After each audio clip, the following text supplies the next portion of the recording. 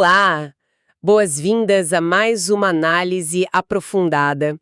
Hoje o nosso foco é uma obra bem singular no universo do Espiritismo, Obras Póstumas de Allan Kardec. Uma obra fundamental, né?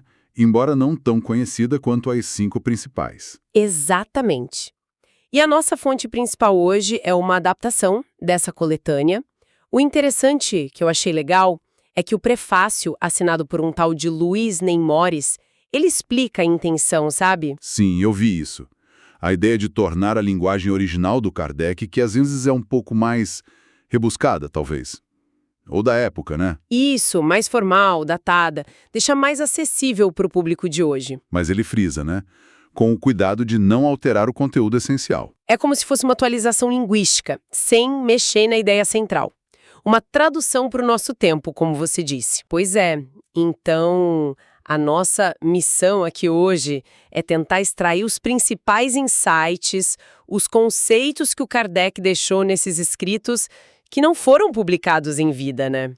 Entender um pouco o contexto final do trabalho dele, talvez, e o legado que essa coleção representa. Isso, mergulhar nas ideias centrais do Espiritismo que estão ali contidas. Perfeito. Para começar, então, acho importante frisar isso. Obras Póstumas não foi um livro organizado pelo próprio Kardec, certo? Foi compilado depois. Exatamente, depois da morte dele. Foi uma iniciativa, assim, dos dirigentes da Sociedade Parisiense de Estudos Espíritas. Nomes como Pierre Gaetani-Leigh-Marie e a própria viúva do Kardec, a Amélie Gabrielle Boudet, tiveram um papel importante nisso. E publicaram logo depois do desencarne dele, né? Isso, bem rápido até.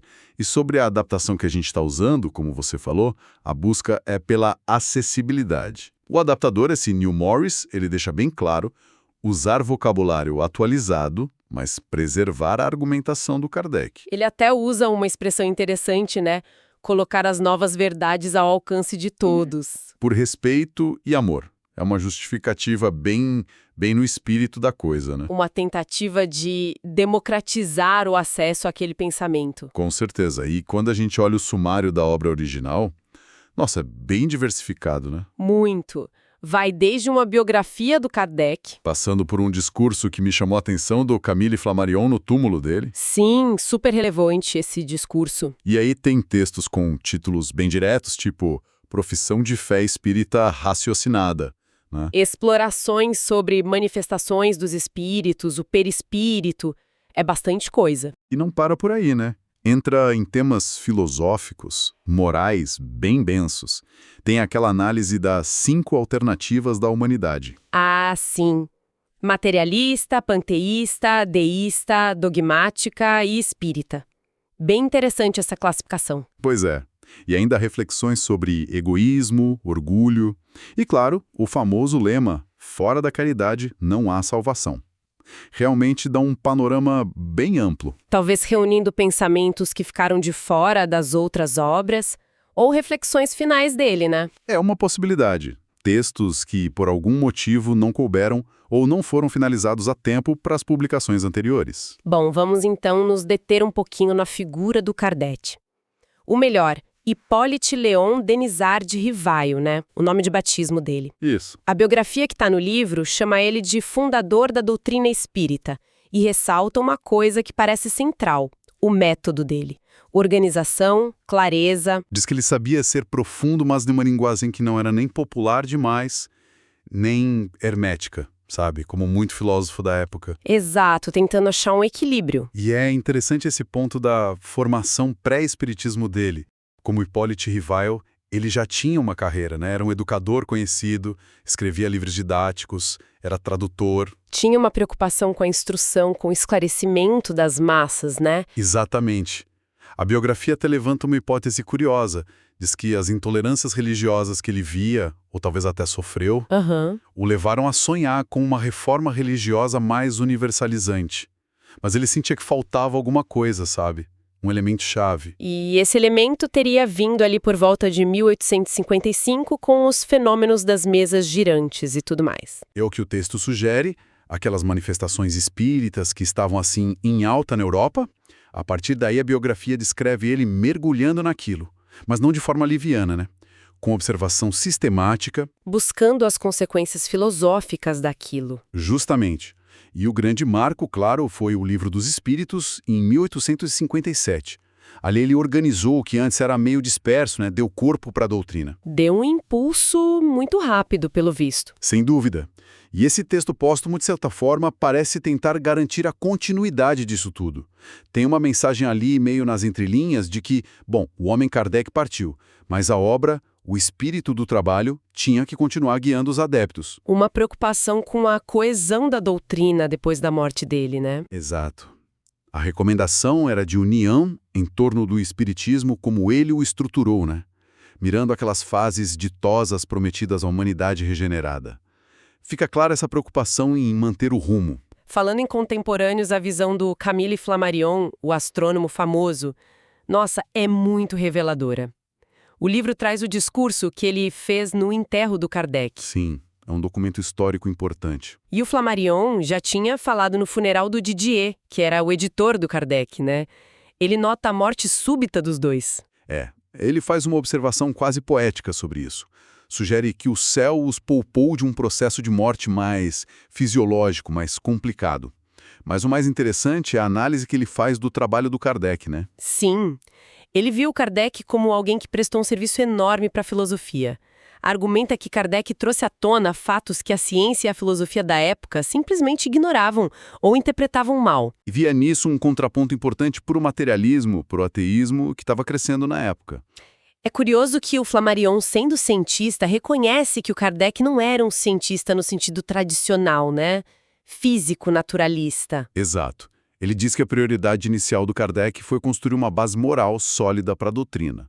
A parte científica, no sentido de investigação experimental dos fenômenos, viria depois. E aí vem a parte que eu achei mais provocativa. No próprio discurso fúnebre, o Flammarion defende que o espiritismo precisava entrar numa fase científica. É muito forte isso, né? Demais. Ele afirma, e a citação é marcante, o espiritismo não é uma religião, mas uma ciência, da qual apenas conhecemos o ABC. Passou o tempo dos dogmas. Uau! O sobrenatural não existe. As manifestações são de ordem natural e devem ser severamente submetidas à verificação da experiência. Não há milagres. Imagina o impacto disso na época, vindo de um cientista respeitado ali no funeral do fundador. Exatamente. Muito audacioso. E ele tenta conciliar isso com a própria visão científica dele, né?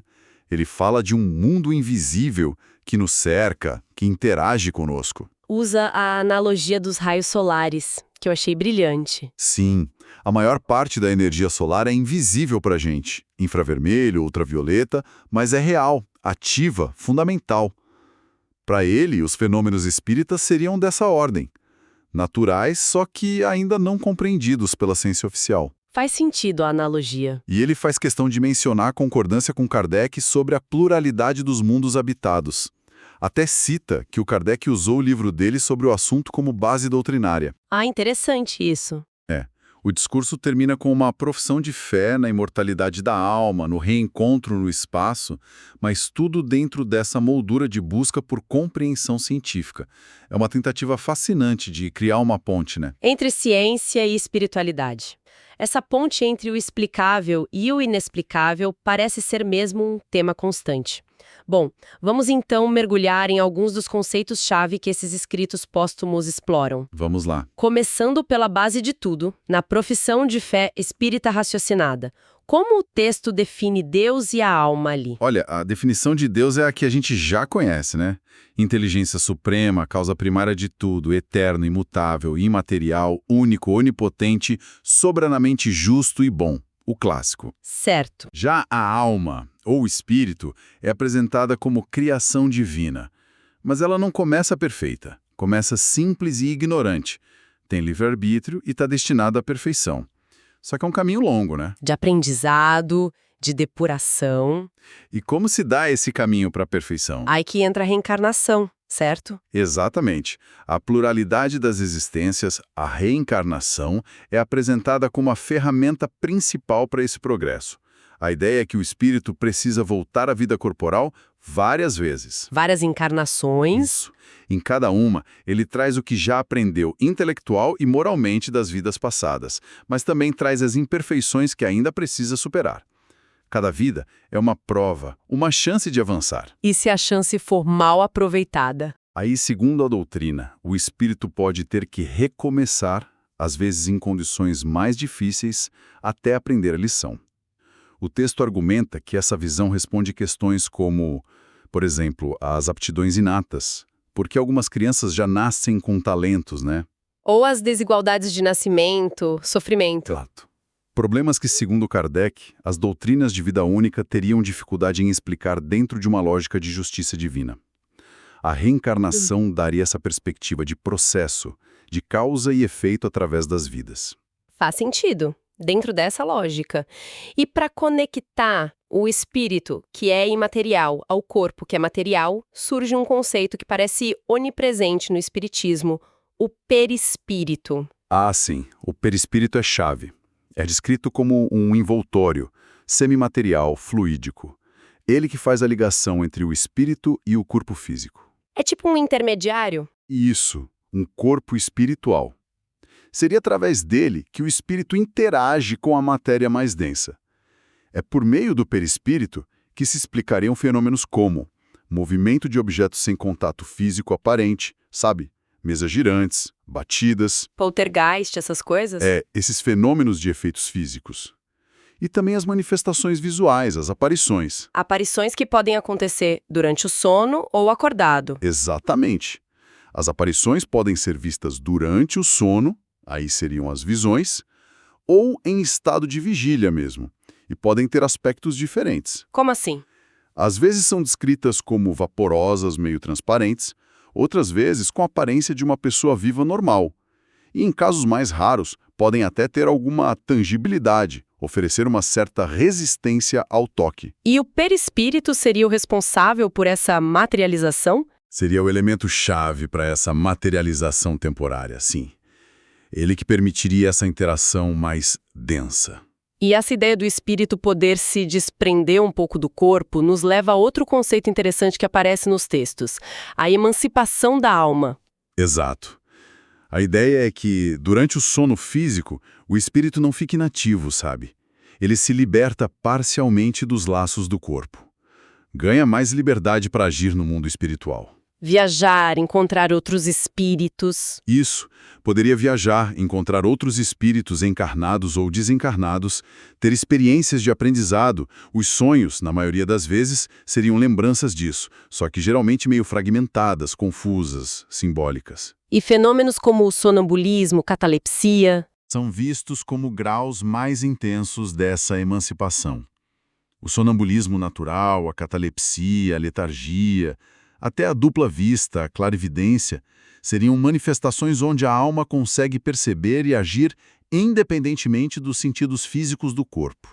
É fascinante como eles tentam criar um modelo que explica tantos fenômenos diferentes, né? É uma tentativa de dar uma coerência, uma lógica a tudo isso. E onde entra a mediunidade nisso tudo? É uma capacidade de todo mundo ou só de alguns? Olha, a mediunidade é apresentada como uma faculdade que, em princípio, todo ser humano tem, em algum grau. Mas ela se manifesta de forma mais ostensiva, mais clara em algumas pessoas, que são os médiuns. E depende de quê para se manifestar assim? Dependeria de uma afinidade fluídica, uma sintonia, digamos, entre o perispírito do médium e o do espírito que quer se comunicar. Isso explicaria por que um médium pode ter mais facilidade para se comunicar com certos tipos de espíritos do que com outros. Não é uma conexão automática com qualquer um. Entendi. E tem muitos tipos de mediunidade descritos, né? Pelo que eu vi nos textos. Ah, sim. A tipologia é bem extensa. Detalham vários tipos. Médiuns de efeitos físicos, que são aqueles que possibilitam movimentos, ruídos. Certo. Médiuns videntes, que veem os espíritos. Audientes, que ouvem vozes.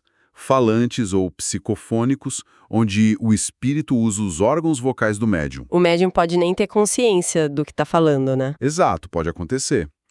Tem os escreventes ou psicógrafos, que também se dividem em mecânicos, intuitivos, semimecânicos, dependendo do controle do espírito sobre a mão e a mente do médium. E os médiums curadores? Sim, também são mencionados. Entre outros tipos.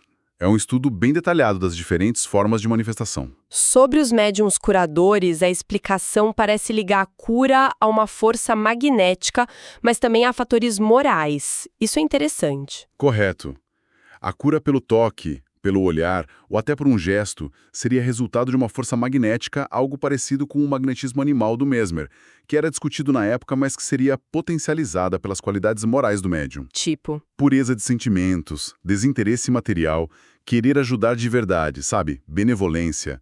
E a prece fervorosa também entra aí. A ideia é que a moralidade depura esse fluido magnético, tornando ele mais eficaz para a cura. E não só a moralidade do médium, mas também a do espírito que o assiste. Faz sentido. E o texto também fala do lado negativo, né? Da influência espiritual ruim. Sim, aborda a obsessão, a fascinação e a subjugação. São vistos como graus crescentes de domínio, que espíritos inferiores, malévolos, podem exercer sobre pessoas encarnadas. E como se livra disso? Não é com um ritual, amuleto? Não segundo Kardec. Ele descarta essas coisas, fórmulas mágicas, exorcismos formais. A solução seria dupla. Primeiro, o esforço moral da própria pessoa obsidiada para se fortalecer e não dar mais sintonia para o obsessor. Mudar a vibração, digamos assim. É por aí. E segundo, tentar ajudar o espírito obsessor. Tentar esclarecer ele moralmente, o que chamam de evangelização do espírito. A prece sincera por ele também ajudaria. O texto vê a prece como uma espécie de magnetização mental benéfica. E em casos mais difíceis? Em casos persistentes, poderia haver intervenção magnética de uma terceira pessoa, um médium curador ou magnetizador, para ajudar a reequilibrar os fluidos e afastar a influência negativa. O foco é sempre moral e fluídico, não ritualístico. Entendi. Agora, dentro desses fenômenos mais extraordinários, o texto detalha um que parece coisa de filme, a bicorporeidade. O caso da Emília Sargé é muito doido. Ah, sim. O caso da governanta Emília Sargé é um clássico, né? Que teria sido vista ao mesmo tempo na sala de aula e no jardim pelas alunas dela. É usado como exemplo. E qual a explicação espírita para isso? Envolve a capacidade do espírito de se projetar para longe do corpo físico usando o perispírito. Em certas condições, esse perispírito projetado poderia se condensar, pegar fluidos do ambiente e se tornar visível, até tangível, formando um duplo da pessoa. Enquanto o corpo original fica como? Geralmente num estado meio de torpor, de atividade reduzida. É, sem dúvida, um dos fenômenos mais intrigantes que são descritos ali. E ainda mais abstrato tem a tal da fotografia do pensamento. O que seria exatamente? A ideia é que o pensamento não seria algo só interno, abstrato. Ele agiria sobre os fluidos do perispírito, moldando esses fluidos, criando imagens fluídicas que refletem o que a pessoa está pensando, sentindo, planejando. Como se o pensamento criasse uma forma. Uma forma semimaterial, exato. E essas imagens mentais poderiam ser percebidas por outros espíritos ou por médiuns videntes. É como se o nosso mundo mental tivesse uma expressão quase física nesse nível fluídico. E isso levaria à telegrafia do pensamento, uma coisa conectada na outra. Exatamente. Se o pensamento cria essas formas fluídicas e se os espíritos podem perceber essas formas, então existiria uma comunicação mental constante, universal.